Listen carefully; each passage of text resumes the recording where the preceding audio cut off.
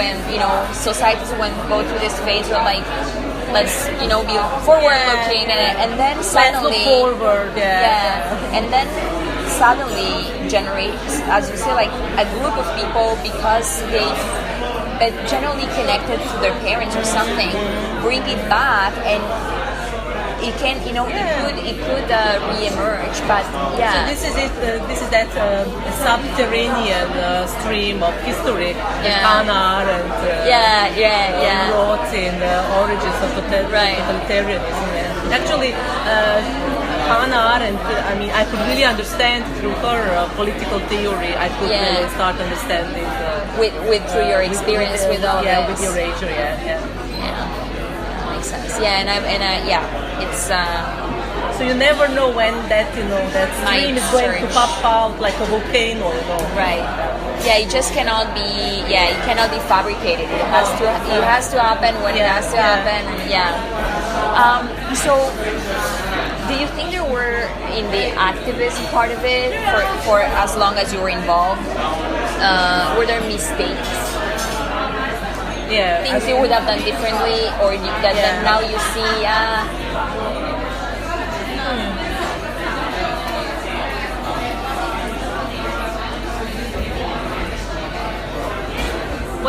What was, let's say, what was the what was kind of a mistake is that in a way the fight of the erased was in a way hijacked by these, let's say, professional activists. Okay. That's very interesting. Because this completely, it was when with that all this alter globalization movements that it actually started to be formed in Seattle in 1999, and then very soon we also got, let's say, kind of a nucleus of such a movement also in Slovenia, and I was also very closely connected to that, and then when at the same time, when this battle of the race started, this collective battle fight in 2002. That movement was also already very strong. Also, this globalization movement. And so all of a sudden, these activists, they came here to help. Yes. Yeah. Okay. And then what happened is that also then the race people, themselves, that they started, to differentiate, because most of them, they were, very, let's say, ordinary people. They were? Ordinary people. Yes, I understand.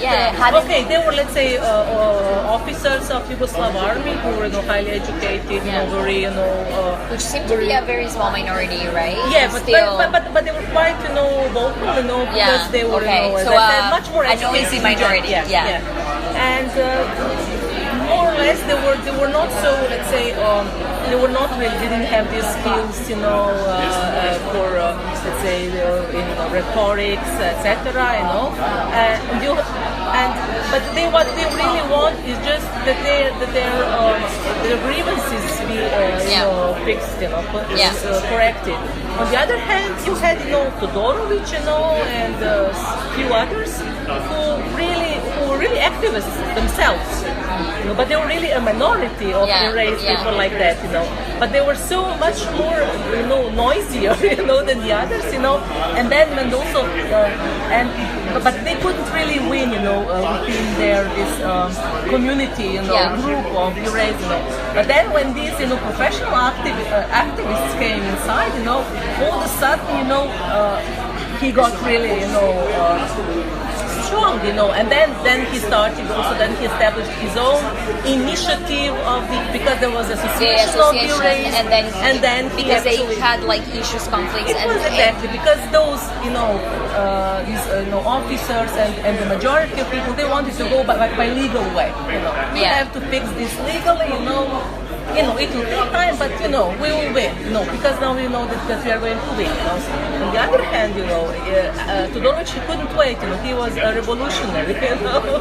And so this is then how this. And he wanted the acknowledgement. Yeah. He wanted the moral. And he had the support of the activists, professional activists, of scholars who didn't really have any personal, stake in this, but they really wanted to help. And that's I think when that moment for me was when I really said, no, I'm not really going to spend my time anymore, with these fights, and that, because then they really started fighting, are they going to do it in a legal way, by evolution or by revolution, and taking some actions, in the street, etc. Hunger strikes, all this stuff. All of that, When there was one case of Zoran Minic, I don't know if you heard about him. He came from Kosovo. That was really very, very sad case. Neja, she had his case, and she even managed to help him, to get his status back. He was very young. I think he was in army at the time when Yugoslavia collapsed, and he was served from Kosovo, and I know in the meanwhile somehow he didn't apply for citizenship, or I don't know, something like that happened, So he went to Kosovo there, and he couldn't really come back to Slovenia, And he even got married there and had 4 children, something, And then when this fight, started, and when he heard about it, he managed somehow to come to Slovenia to get some, temporary visa and so on. And so he came to us, to Trivic and Tunisia, to us, to help him. And so then we had one meeting together also with him and with Todorovic and so on. And Todorovic started to attack Neja and me, at that time, you and you nice, lawyers, you're not really helping us. I'm fed up with, with your approach, and there was this guy who really needed help. He wanted to bring his family to Slovenia. He says we can do it only if we help him to get, if he gets status. He really has to get status from nothing. And so on. And if you really want to help him, there's no other way. What do you suggest? He said, I would just take him to the Ministry of Interior and call media, things like that and so on, and support, And this Zoran, he was like, this man talking about, of course. He really, it was about his existence of his family and so on. But Todorovic, he was, he really sacrificed his family, for his cause, in a way. And at that time, actually, it was Neja already working. She had this legal clinic in the Peace Institute and so on and so forth. I said, I really don't need this anymore. I said, I suffered so much, and so much energy and of my life, that I gave, to you, and now I have to listen to this, that I'm not really helping you, but. So at that time, that was a crucial moment. I said, I'm had enough. For you? For me, But then, so you then could later, understand where you came from, but you felt like you were not being, your efforts were not being properly valued. And, because you would think, well, he was why can't we have a dual strategy? Why can't we fight legally, and also keep making noise, right? That's right. And but it's just these activists, who were actually, supporting Todorovic, they really, were stirring up the, additionally, because one thing is to say, if we only go in the legal direction, it won't solve the matter. A different thing is to say, even if we make noise, the legal channel is like undermining our fight. You know, like one thing is to say what you're doing is not enough. I have to do something else at the same time, and another thing is to say you're my enemy. He was really, right? that he became very, anxious. He couldn't wait anymore. Because if you are just going by legal way and so on, he couldn't see that we have to do both. We just what more do we need to do? We won in the constitutional court, and everything, and because this can last for years and years, etc. It is very frustrating. So this was, let's say that, really a huge mistake, that in a way really crippled, the community of the Arrays themselves, because they really split, this, legalistic, activistic, streams. Right. That I couldn't really. I could see what was going on, but I didn't really have energy, that to go to, to Kurnik, and he was the main, let's say,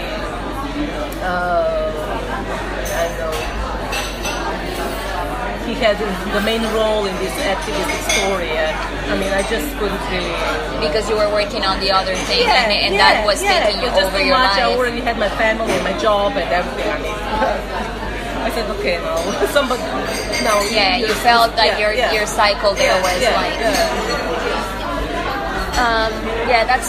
That's interesting, because it does seem to me that after so many years of work, it's strange that the movement, that the people whose rights are still not, back, didn't. At least there's not like a group of them that is still like,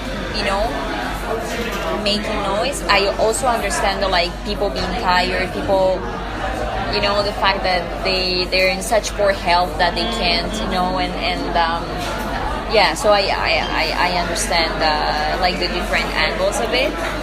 I can sense the fact that everybody was fed up in their own way. Different people for different reasons, but everybody was like, which in a way it seems to be a bit of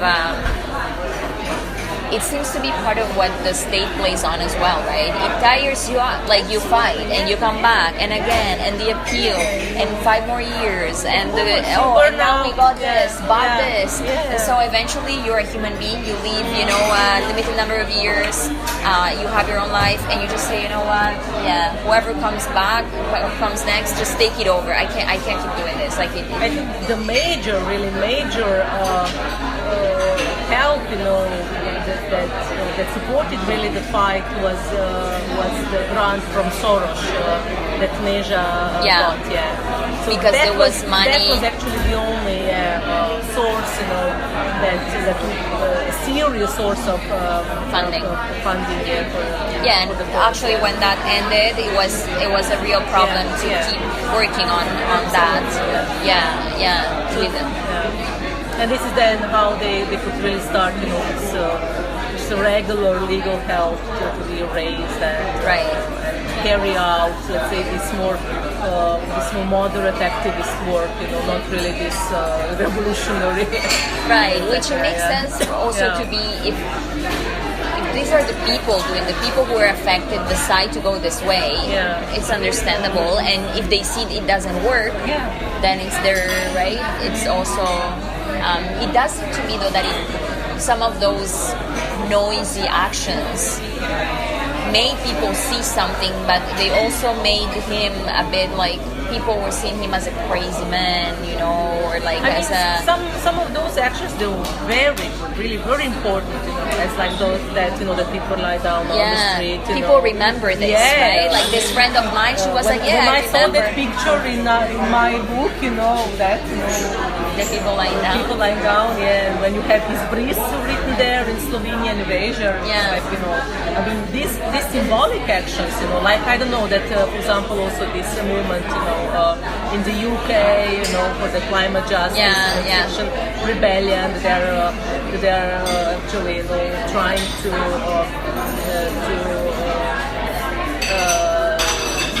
create more awareness among people, about the climate breakdown, etc. And it's very important. But you just can't, like put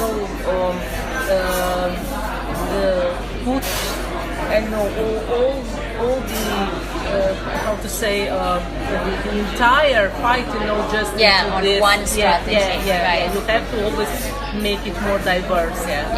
Because you have different people in the movement, and you never know what's and this going is what, to what work. I really like in this movement, for climate justice, is that you have those old mommies, who are sewing, flags, etc. Or baking cookies, and so on. This is actually really, let's say, well balanced movement. So that was the big or when you think was the big mistake, quote unquote. What was the big, how do you say, not win, the big, in what sense did you get it right as in activism, as a group of scholars? In what way you feel that you made the difference in the right sense?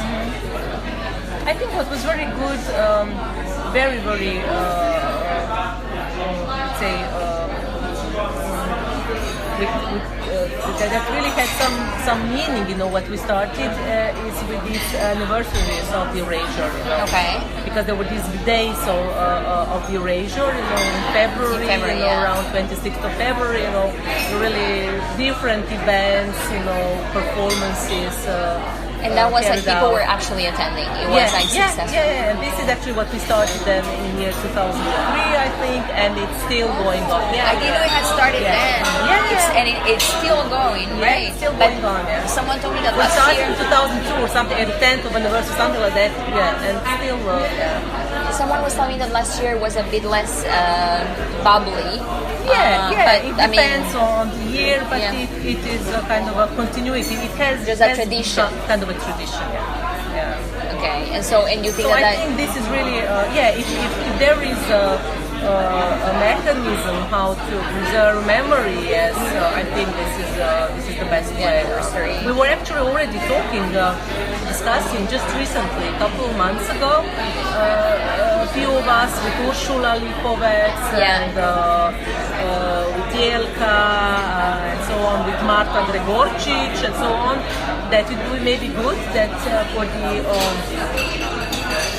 30th anniversary in 2020, that we publish a book of ČKZ. This is a newspaper for the critique of science, that it would be dedicated to the erasure, and that actually us, activists, would actually make our contributions of our understanding of the erasure and how it impacted our lives. This is exactly what you were actually asking me now. So I was kind of, this is what we already discussed, that it would be really good to do, some kind of a reflection, because up to now, we were, revealing the truth, documenting, fighting, Now I think it's really after, this kind of already historic distance, absolutely. to make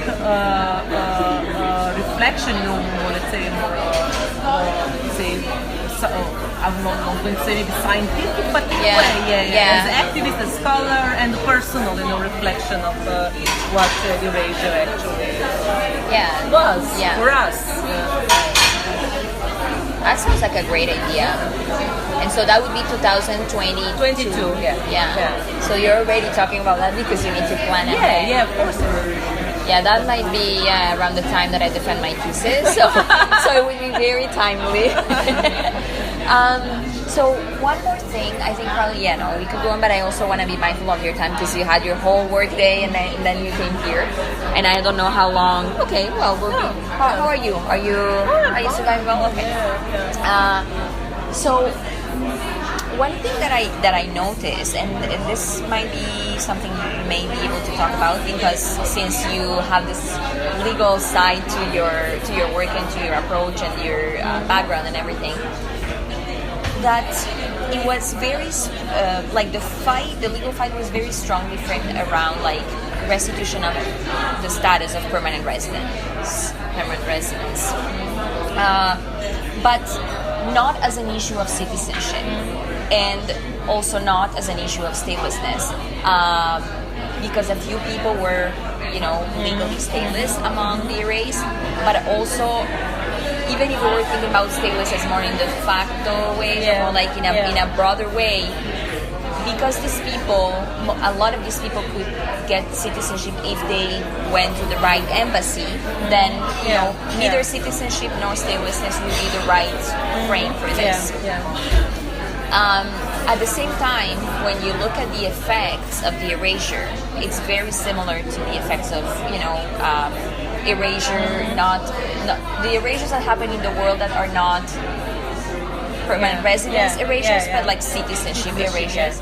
And these people, when they were erased here in Slovenia, they went back to the bottom of the ladder.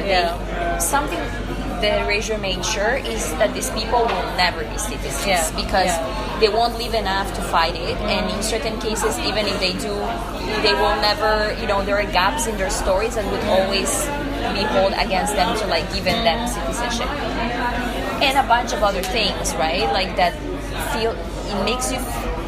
I feel citizenship is written all over it, but it was definitely not part of my understanding. It's like in the legal strategy and also in the campaign to a certain extent. I think the campaign gave more room to that, and I understand why the legal strategy didn't, because Neja explained that to me. But I keep wondering why the advocacy part, the activist part, didn't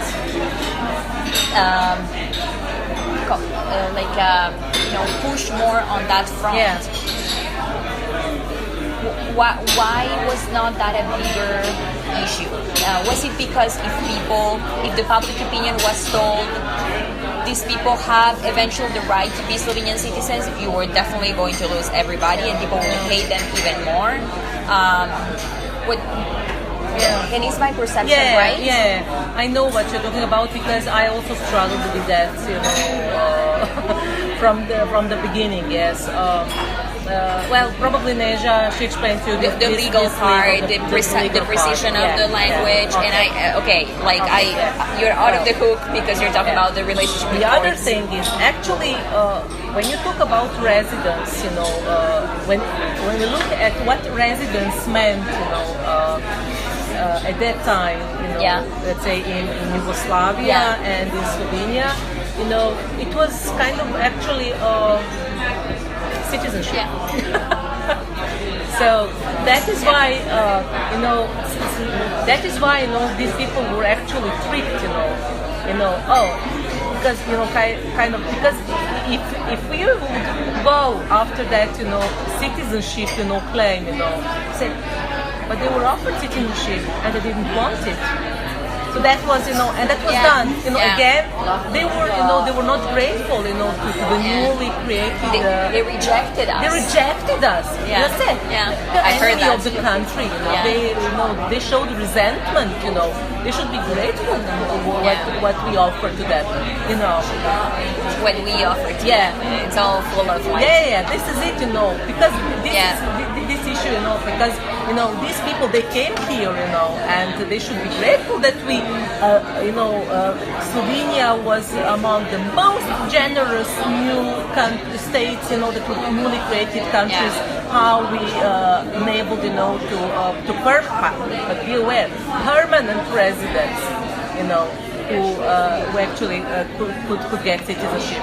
Because those who were not with permanent residence, officially with permanent residence, but we were just with temporary, but were actually habitually living here and working. Let's say people who were living in, working homes, homes for, So people who were also erased, but they couldn't be officially erased. They couldn't even apply for the citizenship, So this, in that sense, actually, you can see that permanent residence actually meant something like, equation with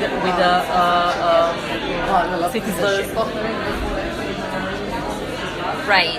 Yeah, because Yes, by yes. default, people with temporary. Why those people who also were Yeah, having the same who were, life, also, but they didn't have nationals, status. the same, Yeah. citizens with Yeah, full okay. rights, but I get just it. they did because they couldn't really have, permanent residence because they didn't have their own, apartment, Yeah, house, yeah. whatever, they were renting, Yeah. in these homes yeah, for the dorms, workers, dorms, yeah.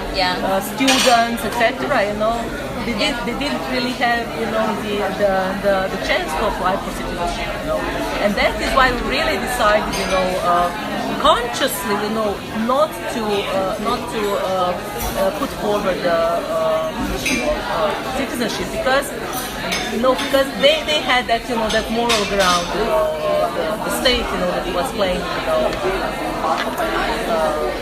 and I think also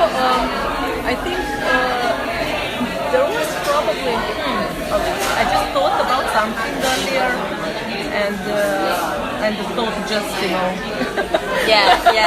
You don't come back. ran away. You don't come back. Yeah.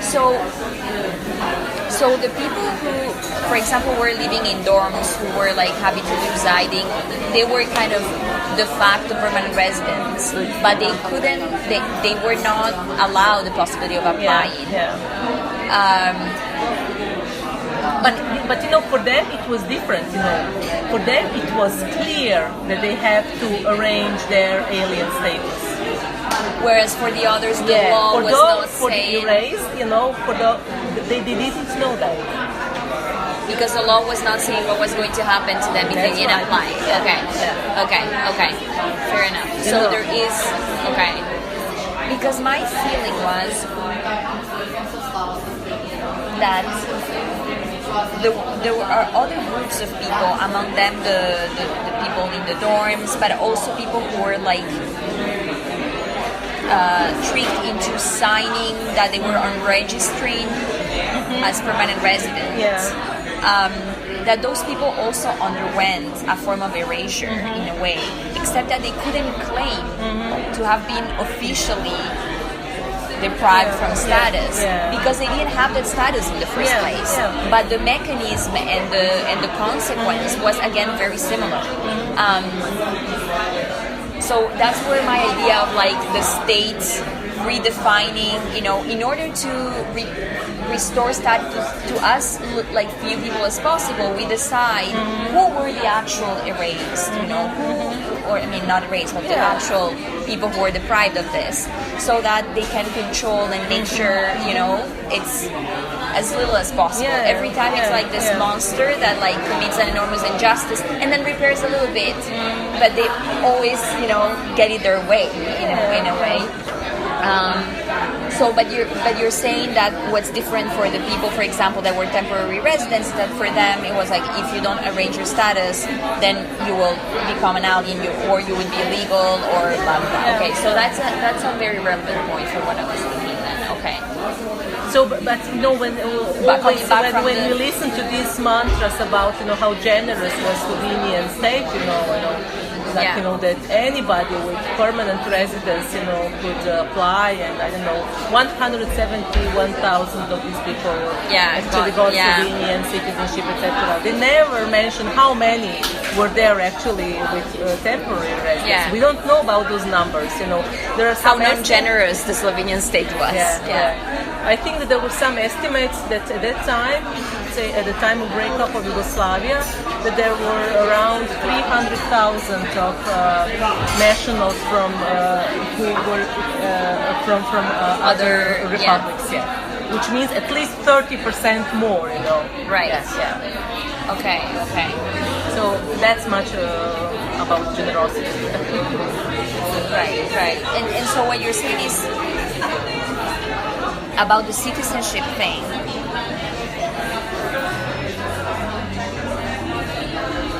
That I'm not sure if I followed or if you were already there, like with the answer to why there was not more emphasis on the citizenship part. Like, because what you're saying is like, there's definitely an issue of citizenship, and you're like even adding more elements, right, to that.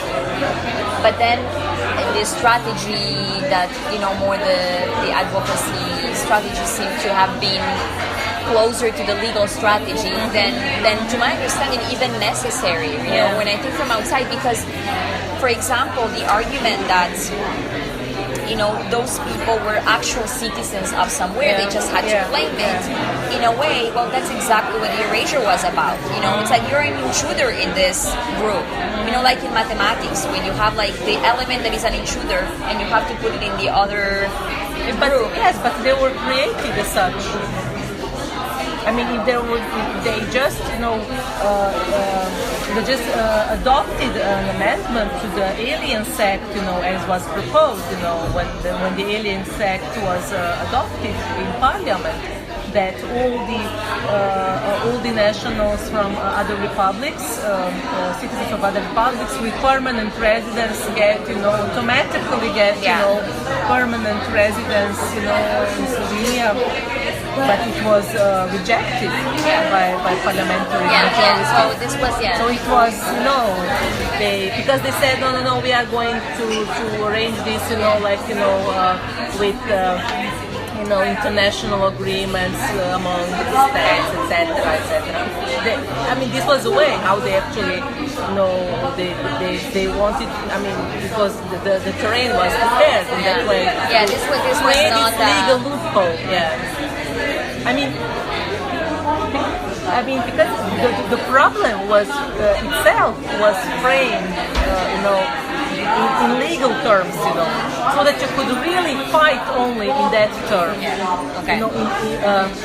within that framework, You couldn't fight it from the outside, because you had no ground, As I said, you couldn't say, you should give to these people, because maybe it would be better to say than together, I mean, all the citizens of former Yugoslavia should be, let's say, they should be who were, let's say, residing in Republic of Slovenia, they would automatically, become Slovenian citizens unless they say they don't want, Okay. In that sense, let's say, then we would say, okay, it is, straightforward issue of citizenship. But it wasn't framed like so that. It was it was just that covered, restricted in what terms you could fight it. Yeah. But don't you think?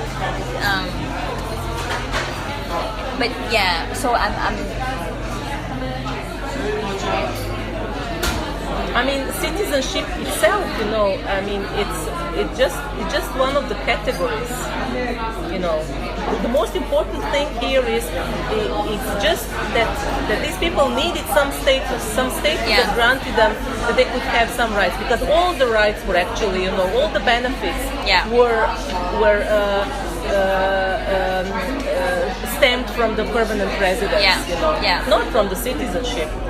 But because you had permanent residence here, you were entitled to this, and it's still like almost all, and still like that, Practically, I mean, except property, aliens with permanent residence in Slovenia practically are equal with nationals of Slovenia. Except for property, am I right? Except from property, and they cannot apply for non-profit housing and voting in the National Assembly.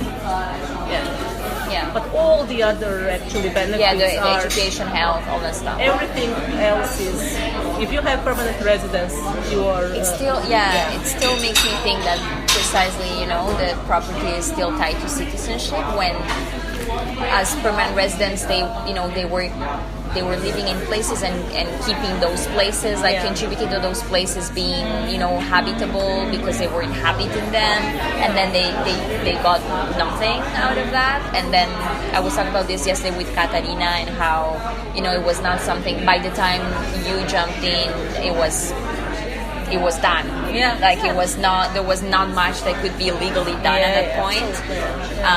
But it's something that, to my mind is like, it is like it's unbelievable that that is something that you cannot fight legally, right? Because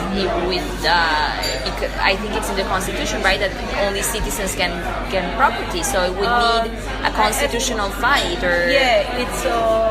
I think it is this principle of reciprocity as well, and I mean, the citizens from EU nationals. Because then there is that too. Yes. But it was only after the Slovenia entered EU that which was 2004, and right? The constitution was changed so that EU nationals. Okay. So for you, it was like you couldn't fight in other terms because that was the terms in which it was the wrong was legally you were not going to get anywhere and because we would be actually fighting in the terrain that actually they would want us. Okay, so that goes in the direction that Neža was saying, that it's like that you mean it would be a trap because then the public opinion would like even hate these people more or something like that. It's like, and on top of everything, they don't deserve, they don't deserve, nationality. Do you think that like highlighting those connections makes sense after so much time? You know, if like as an angle of fight, because now people would probably not be as antagonized by the issue of the erased. No, absolutely, So, the public has been really quite pacified, with exception with this, let's say, ultra-nationalists, and which is now in the surge as well. So,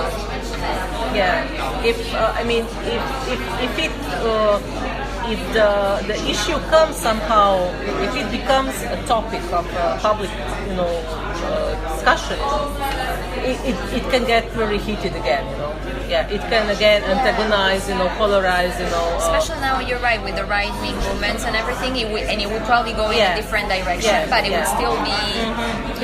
It would still be flammable. Although you know that, for example, for them it would be now more difficult, because these, these visible enemies, like Yugoslav army officers or Raca Todorovic and so on, they are not really, they are not present in the public anymore, But as I said, they would still have this, this elusive enemy, still in front of them, like that can be very, that can be used, at any time, for the people, like Jelincic or Janša, issues like that. And in what way you think that the issue of the erase and however it went or was solved or not, sort of like fuels the current tensions around like migrants and asylum seekers here? Like, no, it hasn't been. It hasn't been connected, really. It hasn't been connected. No. Because it was, quite neutralized, before the refugee crisis. Because these discussions about the compensations and so on, about how the erased they are going to, rob us, Slovenian state, our budget, and decent Slovenians now they have to pay the compensations, to these speculants, the people who were speculating, etc. But all this debate already really finished, I think, by 2010, I don't know, 12, 13. But at that point you had been like kind of not very closely working on this for some years, after right? Slovenia got really very, very noisy, slap from Strasbourg, with the Grand Chamber court decision. It was really, when I was reading that ruling, I was like, oh my god. I mean, I'm really ashamed that I'm Slovenian, because I never read really something, so it was really so humiliating for Slovenia. I mean, for those people who know how that court actually writes, and how totally without any diplomatic, expressions, whatever. It was like, really like. It was really like totally doing like this to Slovenia.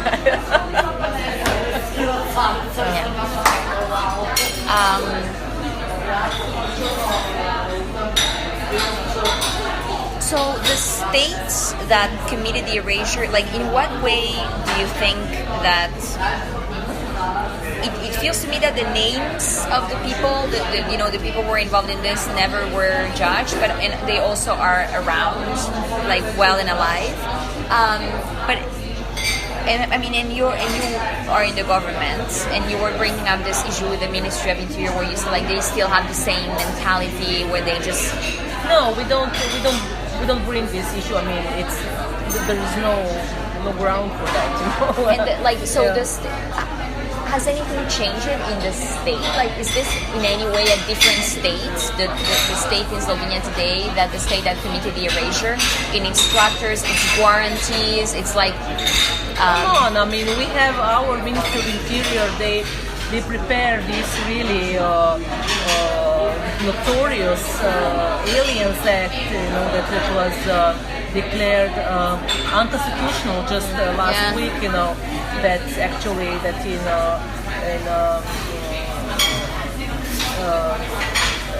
in the emergency or in the crisis, that actually the right to asylum would be suspended, collectively.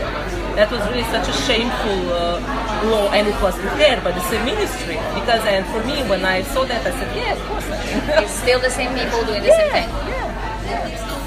They were really not ashamed at all. Even minister, from the at that time ruling, party of Miro Cerar of Modern Center, who is now Minister of Foreign Affairs. He was Prime Minister before. He's a expert, legal expert in human rights, and they actually proposed, and then adopted in the parliament, totally unconstitutional law, So no hope at all.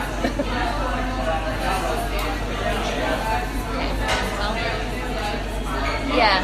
It's I'm just like I'm trying to understand if there are ways in what happened with the erasure in particular. I mean, you should probably nobody. You couldn't really talk to nobody before about this. What about the, let's say, mental structure of the government, here, and it's not only about Slovenia. Probably you should know it's about all the post-socialist countries. Right. That you have here actually this mentality of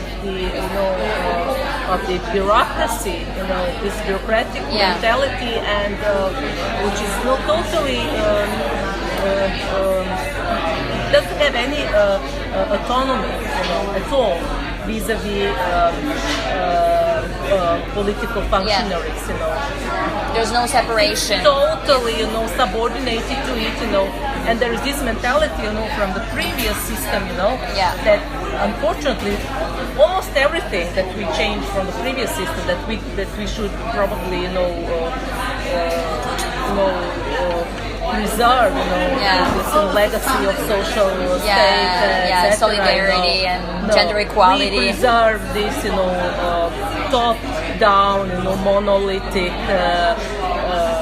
bureaucracy, And this is, now when I think that this would be that aspect that I would probably write about also, if I write my reflection on human rights. Because you also because I'm now inside and I can see, and you can see how it operates. And for you, it was like the enabling factor of the erasure. Absolutely. Because at the same time, is something.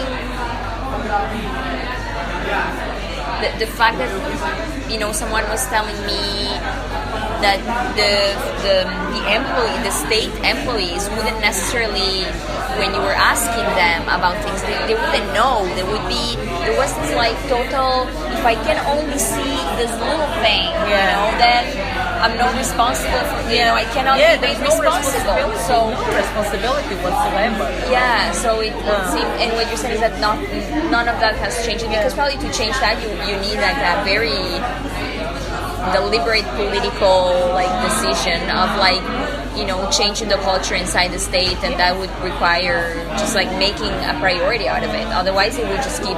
And this is also the major, I would say, obstacle, that actually also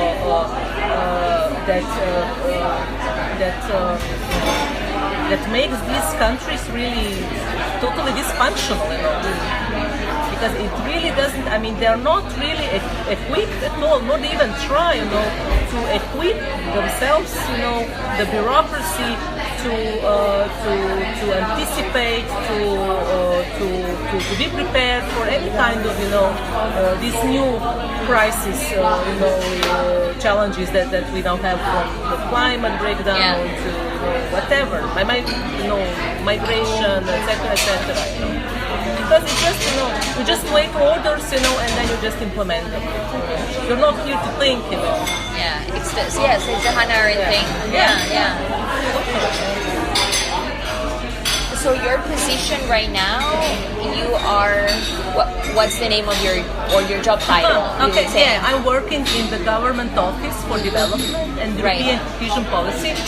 So in a way, my work is not really typical, let's say, bureaucratic, because we are working on this development strategies. For example, we prepared a development strategy for Slovenia until 2030. Now we are making these program documents for the next program period, for the European funds, because we have this every 7 years. We have new it's called multi-annual financial framework, and so when the budget for the next 7 years is being prepared, so now it is still being debated. Regulations are under the preparation, and now each country has to prepare also program documents. How we are going to finance, which investments are we going to finance from the EU funds. Okay. So basically, this is what I'm doing. So you don't really you are not a bureaucrat, but you deal with bureaucrats all the time, because they probably have to prepare. And when you say that there's no autonomy between the executive or like the apparatus that execute the decisions and whoever makes the decisions, what you mean is that the people, is it like a type? It's politicized in the wrong way. It's something like, for example, you could see also with Trump, Okay. For example, he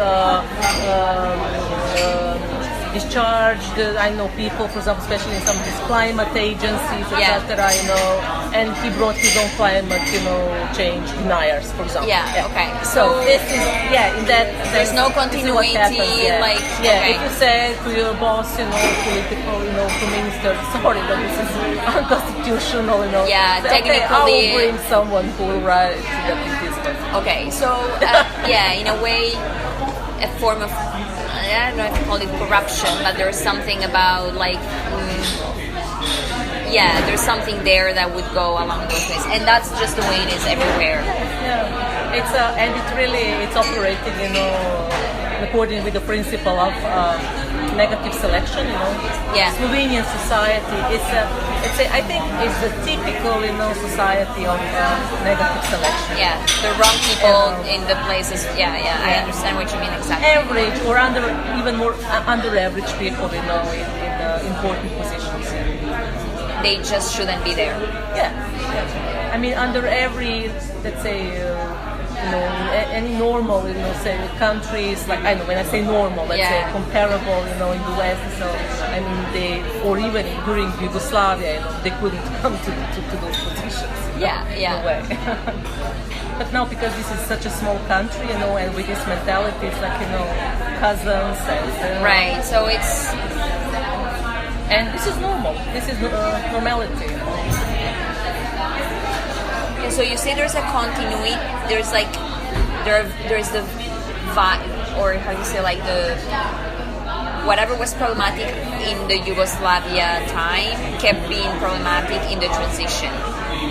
And so this, what you're saying is that, like, in this institutional governance term, I would say yes. Actually, I think it even got worse. Yeah. Right, because that's what I'm. Okay, there is like a certain. There's a mix, right? Of it's what was there before, but it's now mixed with other logics that make it.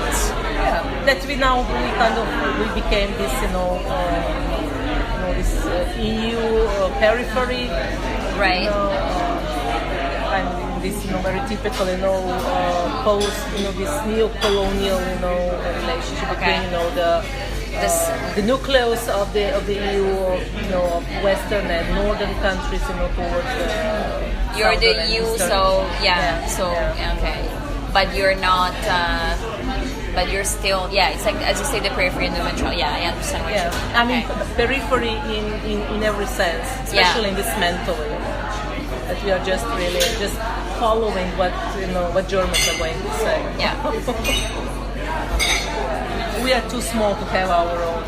Your own say. To take our destiny in our hands. It happened only, but we said to Slovenians, but come on, you did it in 91, Yeah, it was.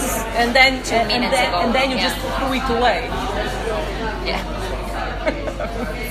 What's the purpose of having your own state? Yeah. If you don't take over the responsibility, I mean, when I talk to people, like, what did you think, that we will just get, our country, our state, all the best part, Yeah. There's also no responsibilities, coming with having your own state. Right. Yeah, it feels like the legacy of that kind of double thing where you were a republic, but you were like, you had this big father that was a federal system. I don't know exactly. I mean, and at that time, Slovenia was very, very progressive. It seems it that was it very was. progressive. Yeah. I think it was because actually, at that time, Slovenian communists, who were managing, economy and society, according to their own, and they were kind of this, social engineering, They were bringing the best, practices, for example, how to, for example, I know childcare, from Scandinavia, etc. You didn't have that in other republics, or I know women's rights, equal rights to abortion, etc. Here in Slovenia, Slovenia was very, very progressive in that sense. So abortion was legal since when? Since 1966, completely legal.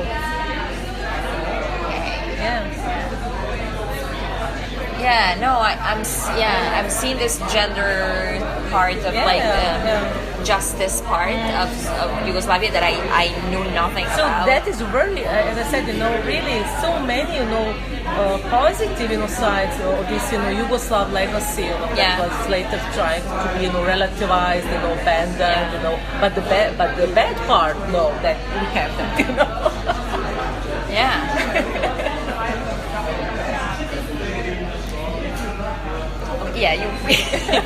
I'm tempted to go because that's something that I didn't come here with it in mind, but as I talk to people I realize that, and it's it's so interesting. It makes me wonder about the possibility of like people coming together and like reclaiming that legacy, the good parts of that legacy, which I think there was this Western narrative that equating communism like fascism, communism, totality, like the Holocaust, it's all the same thing, and I think like a lot went in that direction, and yeah, that's why I For think. me, it was really so funny when, for example, especially when I was in the Peace Institute, I was also very much involved in some research projects in the field of gender equality policies within the EU and so on. And I could really, had very good comparison among all the EU countries and so on. And for me, it was so, it was so bizarre, when there was this Western European, scholars and feminists, with all this blah blah about gender equality, etc. And wow, oh my God, we had it all. This is totally nothing new for us. This is already history for us. This is just, self-evident. We need something, we are going further now. We have to develop, next step of feminism and so on. It's not really about. At some point we had to really, defend the rights, abortion rights, etc. For a shorter period in the beginning of the 1990s, but very, So once Yugoslavia was not Yugoslavia anymore. With the Christian democratic, Christian Democrats running the government, etc. But very soon they also abandoned these dreams about, that this was rooted, that it was part of because really women from from all the political spectrum, even from the right, they don't mess up with our bodies, very clear, they. It didn't happen something like in Croatia, or under right. When this, the repatriarchalization and retraditionalization and so on, that was much stronger than here in Slovenia. Right. Yeah, it's really a good. Yeah, I thought you should learn something from us actually. Or how little I've heard of this before. I've been in academia for a while, and I don't have Eastern European studies or anything like that. So maybe for people who have studied this region of the world in depth, it's not a new thing, but it's not something that I heard people talking about for sure among Western feminists. Nobody's saying, in Yugoslavia, they were quite ahead. What a coincidence that socialism and gender equality would go together. Never heard a feminist said that in the West, and it's but it is because of this, this racism, this arrogance, the idea that all this part of the world is behind, is barbaric. If there is anything, that let's say feminists from former socialist bloc can really have a case, talk about equality, definitely. I haven't seen that. I feel, but this is also, Canada, it might be all related, right? But I haven't seen really feminists from this part of the world coming with, feminists from the, Western Europe and Northern America or whatever, and form a bloc. I rarely seen, Eastern European or Central European names, however you want to call them, mixed with this super American or European, Western European names. It just seems to be that, that we all live in parallel worlds. And it sounds like it's definitely a shame for the cause. Because the fact that, all this progressive stuff was happening along with a system, socialist system, and, even I was talking with someone, I think this was not in an interview, but no, it wasn't, I think it was Giovanna who was actually telling me about how dissidents work, especially towards the end, that everybody, lots of people would be under the umbrella of communism and they would be connected with the Communist Party, but they would still fight the system, but from within the system. To me, that was a total surprise. It was so you were not in super danger for like questioning communism. It's like it feels like I mean maybe, and this maybe was specifically Slovenia. Then there were other parts of it was also in other parts of Yugoslavia. So I don't know, especially in big urban centers. Yeah, that makes sense. Okay. Yeah. Okay. And again, I'm just it thinking depends something in which she period, said. let's say from the 1970s. Yeah, she was telling me that it was towards the end. Towards the end, and it also depends where. For example, it depends also on the Communist Party within some republic, let's say. Yeah. Slovenia was very liberal. Exactly. Okay, that makes sense. And what, for example, to say, I know, Bosnian Communist Party, oh my God, that was almost Stalinist. So you couldn't really, go. So there were big differences. I mean, there were not really many dissidents in Bosnia, for example. They were really ruling there. They ruled there with iron fist.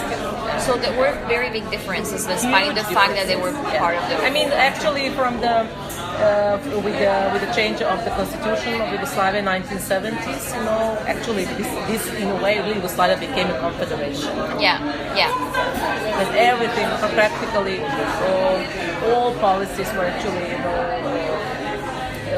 created and governed by Republican authorities.